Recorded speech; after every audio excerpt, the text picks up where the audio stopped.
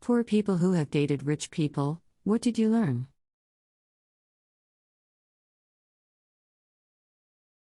They don't really have a concept of how rich they are.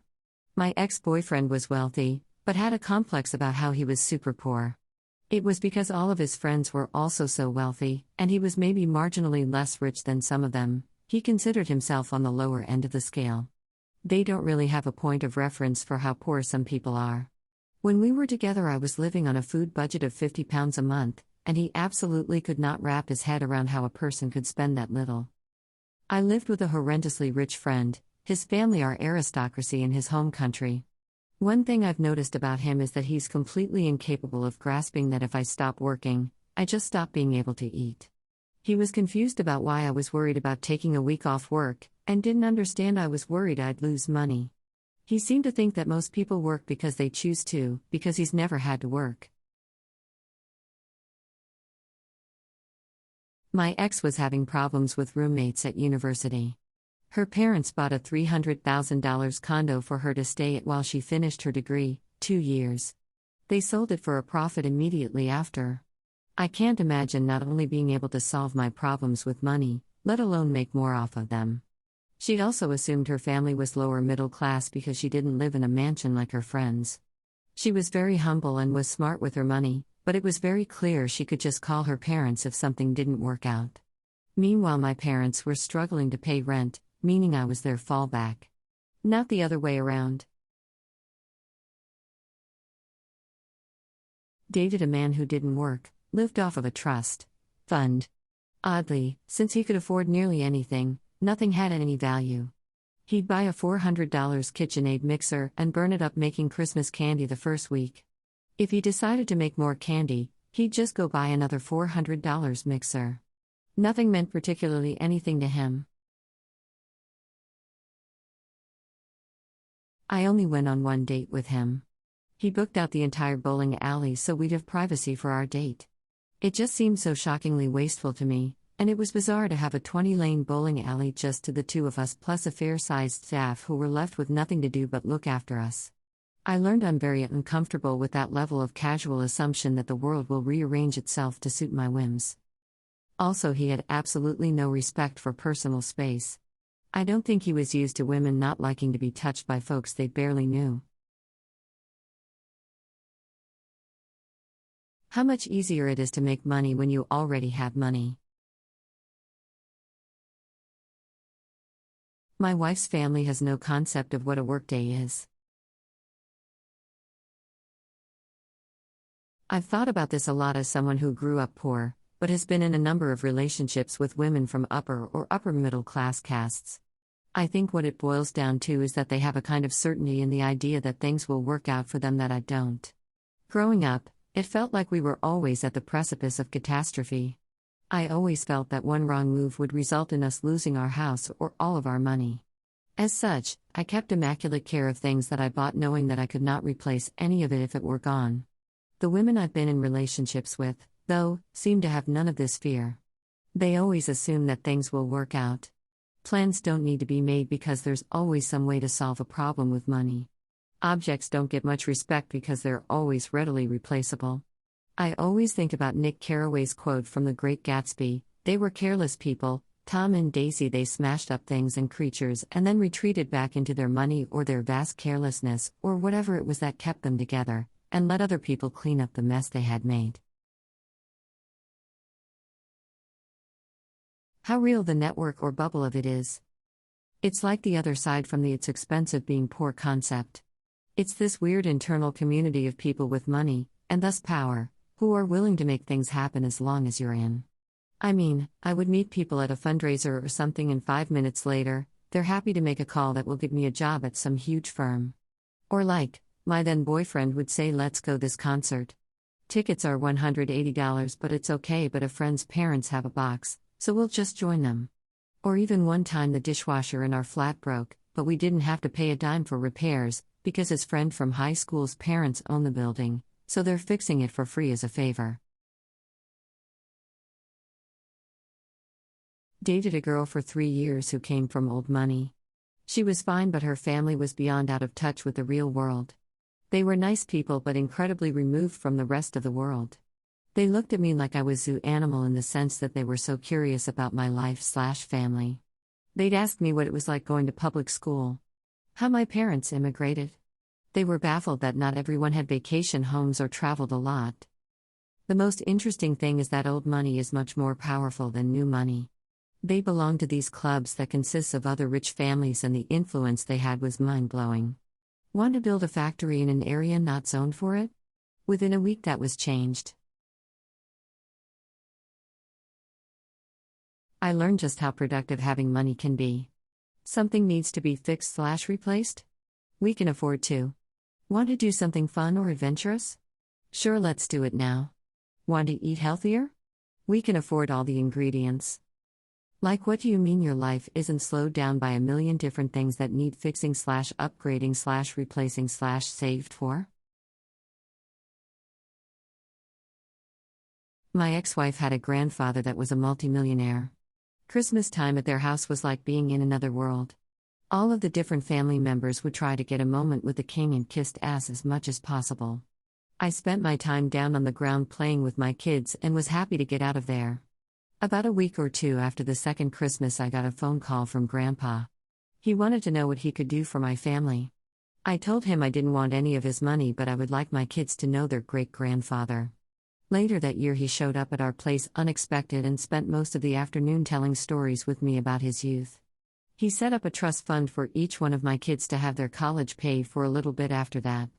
He told me out of all of his in-laws, I was the only one that never asked him for anything but to be himself. He didn't have any concept of saving money, it was always just there because his money was always earning money. Having money was an income stream of itself. Also, he had no concept of how much anything cost. Was going to get some groceries for dinner and he gave me $300 to pick up some basics. If you have a lot of money, people give you so much free stuff all the time trying to earn your business or procure donations. Ironic that the people who can best afford to pay for the items get comped the most. Grew up poor, now middle class, and at 18 dated a super rich guy. First thing I noticed was the food. Not just quantities, but I also discovered so much food, like oyster, fresh fish, olives, things my parents could never buy. I also had to learn etiquette. My parents brought me up well, I read books all the time, was a decent student and well-behaved kid. But the way his family interacted was so different. I had to learn a lot of unwritten rules that I wasn't aware of. I think in the end what I actually learned was that even though my childhood was rough, the amount of stress of not having enough money has probably impacted me for life. I valued my parents so much more. Once I had seen what life was like for rich people, I was just so proud of my family for making it work with so much less. Quality really does make a difference in everything from clothing to ingredients. Well, I wasn't that poor, and she wasn't that rich, but it was enough of a difference that I was shocked at how often she just took planes. Like, she flew more in a summer than I had my whole life. That, and apparently they go to Hawaii for a week every year, which was fun the time I got to tag along, but it's pretty wild to me that they can just do that. Even if I could afford it, I don't have enough vacation time to do that every year. The difference between having money and having wealth. You grew up poor and worked hard and finally got $10,000 in the bank and your income keeps you afloat? Cool. But that is nothing compared to a 50-acre family farm with a couple houses on it, several generations of inheritance that will fall in your lap someday. Family business or family connections to lucrative opportunities. Savings, investments, cash hidden in safes, piles of gold jewelry. If they suddenly lost all their checking and savings accounts, they'd still be worth hundreds of thousands of dollars, and wouldn't have to worry even for a second where their next meal would come from. Edit. Also, owning cars you don't even need or ever drive. Hordes of stuff sitting around cause you never had to move or sell stuff to buy food. Lines of credit being thrown at you. Wife's family comes from money and I come from broke AF. There's probably a new "that's weird, why would you do that?" every week. This will appear for things like forgetting hamburger buns and giving the kids a burger on Wonder Bread or whipping up a batch of spaghetti noodles to go with chili. That we're hardly even playing the same game, never mind by the same rules. I dated a girl from old money, generational inherited wealth. Grandpa's money, some corporate bigwig banker or something to that effect. I don't think her father ever worked a day in his life, and her mother clearly came from money as well. Outside of her, I found every one of her family members out of touch and completely unrelatable. I got real good at biting my tongue when my ex's siblings would complain about not getting a new car for their birthday when last year's model is sitting in the driveway. They had no concept of the value of money and never had to do anything for themselves to get what they wanted. I wasn't exactly poor growing up, but for the most part, if it wasn't strictly necessary for survival, I didn't have it. It was really eye-opening how everything was taken for granted. Those specific people would be helpless in the real world if they lost all their dough. My ex's father was rich. My ex himself was not rich, did not understand the value of money, and was a spoiled asshole who got a great job at a great company full of awesome people and then proceeded to steal from them. He would bitch at me for buying food for the apartment and then come home with $200 worth of stupid shit he got talked into buying at the mall. When his windshield got cracked, he bought a new car. He was the single most incompetent and entitled person I've ever known, but he firmly believed he was the smartest person in any room he entered. None of his friends talked to him anymore because he either stole from or alienated all of them. I dated 2 dudes with trust funds. I learned no amount of money can make you forget your mommy/daddy issues. Just made me realize how expensive being poor is. They never have debt, never need to look at their balance to see if they can buy food, never pay interest on overdue bills, etc. Rich doesn't cure alcoholism. Spent first 8 years of my adult life with a woman whose parents had money. She had no conception of how hard life could be if you couldn't just sell stocks to buy a new car, or have someone give you a couple thousand to put you up in a new place. She pocketed her paycheck every 2 weeks. When we went out, I paid for gas. I bought dinner. Didn't think much about it at the time because we were engaged. When we broke up, she had $30,000 in her savings account and I was broke. Growing up with money is like hitting every green light and not having to worry about traffic jams. And it really fucks with your ability to empathize with people. His parents had money, not him, because we were teens at the time. Even though his dad tried getting him to work to earn his money and not just give handouts, it was still a very different mindset if he wanted a luxury lifestyle but wouldn't go to work more than a couple days a week, dropped out of college with less than a semester, just couldn't stick to things if it was too long delayed gratification. Meanwhile, I was working 2 jobs and had a full course load. My parents helped and I lived with them, but we still scraped by and I had to pay for my own things. I learned I was satisfied with a lot less material things, I was better ready to be on my own than he was, and I had a higher work ethic, more realistic view of the world. Both of the exceptionally rich men I dated were so out of touch with reality. The detail that sticks out is that one of them just didn't know how to talk about anything else. I'd ask him about movies or books or music, and he had no opinions.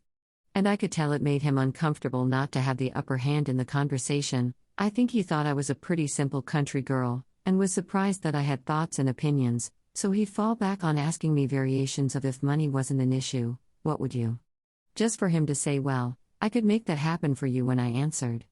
Got old real fast. Did not take the rejection well at the end of the night. Huge fat baby man. I learned a few things. A lot of rich people are deeply unhappy. They lack drive, because they don't need to do something. Many of them can just sort of laze around. They fall into very unhealthy habits, trying to fill a hole that money can't fill. They lack a lot of basic skills. How to unclog a drain, how to hang a painting, how to change a filter. They'll spend $100 to get a handyman to spend 2 hours doing something they could fix themselves in 30 minutes, and a $15 trip to the Home Depot. They're often fiercely competitive and super insecure about their wealth. I went through most of my life without ever talking about money. Why talk about something you don't have? But at a rich person dinner, it's a constant dick measuring contest of I made X amount on this investment, or I put so much here and expect so much back. Money really does make life easier. Like if you're a happy person with goals and a healthy attitude towards life, you can just buy the things you need to pursue your passions. There exists a higher end product for almost everything, and it's often significantly better. It might sound stupid, but a $200 toaster or $150 kettle actually does improve your breakfast. A $700 vacuum cleans in ways you never thought possible. You don't think it will, but it will. Only ever dated one guy, I'm a straight woman, if that matters, who had lots of money, so this is anecdotal, but he was very sensitive about who paid for what. He was quite concerned about potentially being taken advantage of, so we ended up mostly splitting everything 50-50. We missed out on doing some fun stuff he wanted to do, shows, trips, etc., because I couldn't afford half. He seemed mildly resentful of my not making enough money to match him on these things. It was distracting and depressing, and I got tired of feeling like I had to troubleshoot his insecurities. Relationship didn't last long.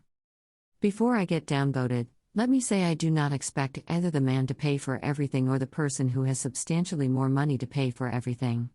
I think splitting costs of shared expenses is fair, but it does mean that those expenses are limited by the wallet of the person with a smaller income.